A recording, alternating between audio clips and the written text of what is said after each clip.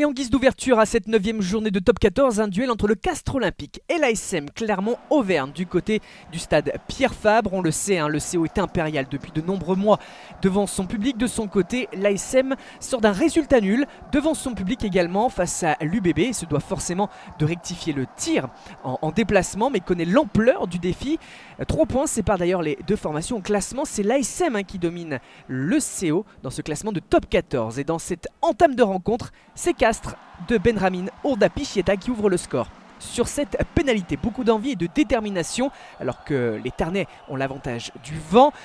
Les Auvergnats chassés à l'image de Delgui sous pression dans ses 22 mètres qui cherchent les solutions. Pas évident de faire le tour de la défense. Solide plaquage de Hung Patin.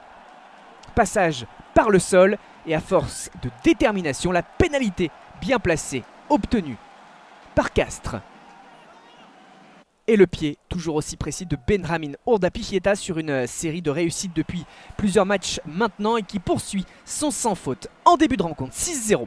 On bascule à la 27e minute. On parlait du vent il y a quelques instants. Ces jeux au pied qui se succèdent, même si dans ce premier acte, on peut le dire, Clermont a plus souvent le ballon. Castres fait donc preuve de réalisme. Un coup de pied est tenté par Nakalevou, c'est manqué, c'est raté, c'est récupéré par Gaëtan Barlow qui file derrière la ligne, marqué le premier essai de cette partie. Le CO lancé grâce à cette réalisation du talonneur. On va revoir justement Nakalevou qui tente ce coup de pied, plaqué par Reizuke. Ça file ensuite dans les bras de Barlow qui voit l'espace devant lui s'ouvrir pour filer sous les poteaux. Jono Gibbs frustré. À 5 minutes de la pause, son équipe va quand même relever la tête. Elle n'a pas encore marqué dans ce premier acte. Et le jeune Jono, jeune demi de mêlée, Baptiste Jono qui marque son premier essai en top 14, tel un avant en sortie de ruck pour exploiter l'espace sur ce pick and go.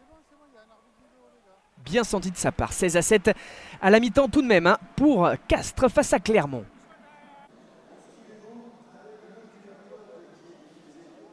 Et au retour des vestiaires, on repart sur les mêmes bases. Le vent s'est un petit peu calmé et Benramin Ourda-Pichieta enchaîne les coups de pied gagnants. On notera que Bello de son côté a essuyé des échecs face au poteau.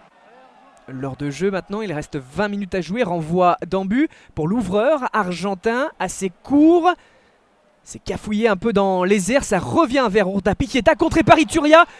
C'est repris dans un second temps. Clermont dangereux dans les 5 derniers mètres. La passe allongée en direction de Cheikh Tiberghien qui prend l'intervalle face à lui, s'ouvre la porte de l'embut et relance complètement les jaunards dans cette partie. Un essai important à 20 minutes du terme. Les bras sur la tête de Barlow qui sent que le suspense est relancé.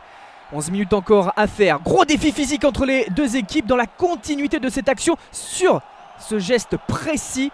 Un tournant dans cette fin de rencontre, on va le revoir. Cette percussion d'Ituria sur Delaporte, l'épaule, le bras sur le visage de Delaporte. Un geste sanctionné par Monsieur Rénal. D'un carton rouge, Clermont va terminer cette rencontre à 14 contre 15. Alors que Clermont recollait et Castres forcément essaie d'en profiter. 7 points d'écart, mais les introductions Bézi et l'ASM. Monsieur Rénal va siffler la pénalité, non il laisse l'avantage, ça ressort. Julien Blanc, Benramin Ourda-Pichieta plaqué, mais qui peut quand même franchir la ligne et marquer un essai décisif, peut-être bien l'essai du break.